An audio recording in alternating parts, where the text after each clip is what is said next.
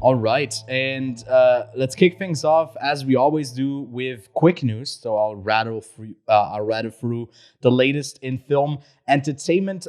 First up, the biggest news of the week is probably the shake up over at Warner and DC Studios, now called DC Studios, not DC Films anymore. A bit of a semantics change over there. But more notably, James Gunn and Peter Safran are taking over the lead at DC Studio. The DC EU is no more. Apparently, they're working now on the DCU. Crazy that the abbreviation has changed. So many more things to come. Maybe for people who don't know, Safran was the person who most notably oversees the Conjuring franchise, which is like a immensely profitable franchise. It might even rival the MCU when it comes to profitability, because horror films are so easily and not easily but cheaply produced, right? Lots of news coming over there. We got some news on Batman 2 that won't be happening until 2025 apparently, as well as Joker 2 Folie à Deux will also not be a part of the new streamlined DCU.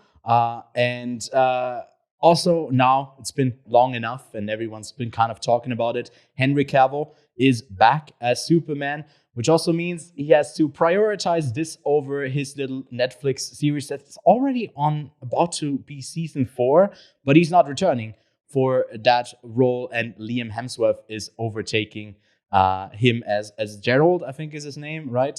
You can back me up there. You played the Witcher games. Gerald? You mean Geralt?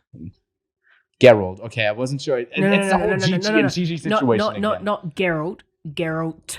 There's a T. Geralt. Oh, Geralt.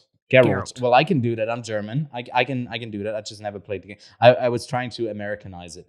But yeah, that's that from the DC front. Hopefully this will nip it in the butt when it comes to the weekly update from Warner all the time.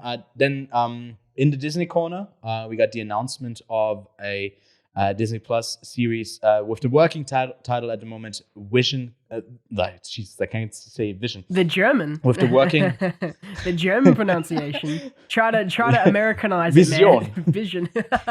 Vision Quest. No, it's Vision Quest with Vision as the titular character that we'll get at some point in the future, I guess.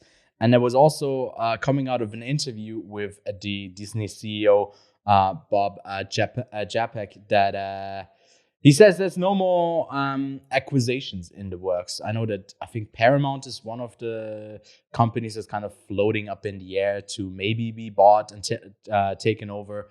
But he says Disney is done with acquiring other studios, which is fine by me. They got more than enough of the market share when it comes to the IP that they already kind of soaked up. And then still over at Disney, apparently Avatar, or I guess Fox, not Fox anymore, 20th Century. See, it gets confusing really fast. Avatar, The Way of the Water, is coming in at a runtime of quite a bit over 3 hours. Has now been confirmed. Yeah, and it really annoys the first one was me. already 2 hours and 40, but it's long.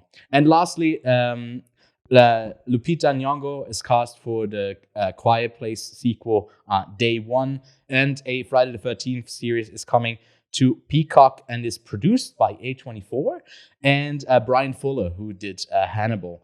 I know I've been kind of trying to read up on this. Apparently, the whole franchise has been in a legal disputes for years now, where the rights lie. That's why we haven't gotten a new film in ages in the Friday the 13th saga, and I personally haven't seen a single film out of the franchise. So yeah, there's a series coming to Peacock at some point in the future. But Lachlan, what are your thoughts on those quick news? It's a bit disappointing to see Henry Cavill give up The Witcher, because I'll definitely say that as someone who enjoyed the Witcher games, that the TV show is all right. It's a good adaptation, and I will, I'll give Liam Hemsworth a trial, see how he goes. What I'd rather prefer than a change of character, or change of actor, I should say, is a change of the writing team, because I did read an article referring back to the writers of The Witcher, apparently they just don't enjoy the source material. They made fun of it. They didn't enjoy any of it. Oh, And right. it's kind of interesting to have a team of people who are tasked with writing a show who despise the source material. So it's not that they Hmm. don't like, the idea of it, the IP. It's just that they didn't enjoy the source material. So, it's kind of interesting that came out very close Yeah. to Henry Cavill leaving The Witcher. Whether, you know, it will succeed past season 4. I think that if Hmm. Liam Hemsworth doesn't nail the role and they don't do some kind, they need to shift it in some kind of way, it will flop and Netflix will can it. Which, surprise, surprise, have you ever heard of Netflix canning a series after it's not successful, or if any of it is Yeah. successful, or just canning things in general? I guess the other thing I want to talk about is really just how interested I am with James Gunn taking over DC Hmm. Studios, just because he is Yeah. someone who has, I guess, in the past 4 years, he got cancelled by on Twitter. Yeah. He got Yeah. dropped by Marvel. DC picked him up. He's now the head of DC Studios. It's an incredible What a comeback comeback story. story. But Yeah. more importantly, I think that James Gunn is a really good writer, and I Hmm. think that he is great with telling stories. So now that he's overseeing this, he is someone who has, I guess, suffered from studio interference in the past, and James Gunn being a Yeah. very creative person, I hope that having someone like him as the head of DC Studios will allow filmmakers to come in and express a creativity we don't really see in superhero films, especially from the DC films. So, as someone who has Yeah. probably experienced, I guess very famously, he wrote an R-rated Scooby Doo script that got turned into like a PG-13 movie. He Mm. knows Yeah. what it's like to have your art ripped and pulled apart to make something else. I'm sure he will Hmm. probably, and he might change his mind, but hopefully he has a good heart in mind to allow people to come in, make a movie, make a new, Man of Steel movie with some really creative ideas, and he doesn't interfere with that unless he goes, actually, that idea is trash. You gotta have someone pulling at you, telling you ideas are bad, but I think that's the biggest issue, though, that you got someone who's got, like, when it comes to creatives working together, that can almost be like sometimes as bad as studio interference, just because yep. everyone's got their like own vision. So that's really up in the air and depends from project to project. As they really want this streamlined thing, he's no Kevin Feige. I think doesn't have as much power as like Feige does. Yeah. But I think for all of the like when he can, if he can focus on the creative stuff, and again, Safran is amazing at the franchising of it Mm. all. When they can kind of separate that and work well together, I think yeah, there's some exciting times to come at the DCU. But I mean, we won't see any of their own projects for another 2.5 years. Mm. So yeah, I'm keen to see A lot of what work comes out of a lot of work that has got to go co-production. into it before they can pump something out, but it's a Yeah. great reset point for the DC universe. I guess the DC films, but it's also at a point where superhero movies are super saturated right now. It's every other month Yeah. there's a new one coming out, and now it's even coming into our TV shows as well. So hopefully they can expand and go into the expansive DC universe and Yeah. try something new. Don't just do Superman, Batman that gets renewed every 4 years. Give us something new, something unique. Tell us new stories. He did a really successful job with, making very unknown superheroes, like in the Suicide Squad, almost enjoyable to worth going to the cinema for. Never heard of them as these Yeah. characters. Hell yeah, he got Uh, some asses in the Peacemaker was seats and such. Yeah. I think Peacemaker was such a surprise because I came out of even liking the Suicide Squad, and out of that movie and was like, Peacemaker? I really don't want more of that yeah. character. That's just like the last guy who I wanted more of.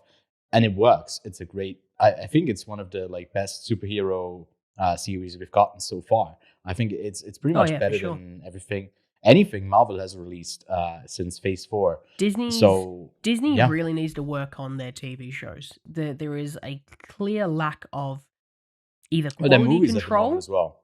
even yeah, Yeah. everything since the end of Endgame has had a quality control issue, or just I was gonna say a money issue, but I realized I'm talking about Disney. There's no shortage of money coming from Disney, but No. I feel like there's a massive quality control issue. They've gone from a studio that pumped out pretty high quality stuff to now a Yeah. studio that just pumps out a lot of stuff. So, and I guess it's kind of what's happened to Star Wars, but I can get back to that when we come to what you've been Mm. watching, because I've been on a I Star mean, Wars binge. yeah, I mean, I'm kind of hopeful that maybe Black Panther is one of the films that can turn it around a bit. But from the early buzz that I've heard is that it's also a very long movie. It's over, Mm. I think it's 2.5 hours long. Oh, God. It's like one of the longest Marvel films as well. We'll talk about that one next week. But the early reactions I think so far is that the movie is really like intimate and good with, I guess, tackling the passing of Chadwick Boseman. But all of the stuff that makes it have this runtime is not really justified in the story. But apparently, there's a lot of like expanding the universe type of stuff that takes up a lot of time of the film, which is not really what we want, because that's essentially what a lot of these movies just are. They're just expanding the universe, and they're Mm. kind of forgetting about the characters along the way. But I won't talk about more of that. We'll have a full review for that next week once we've seen it. And yeah, I think that's it for the quick news this week.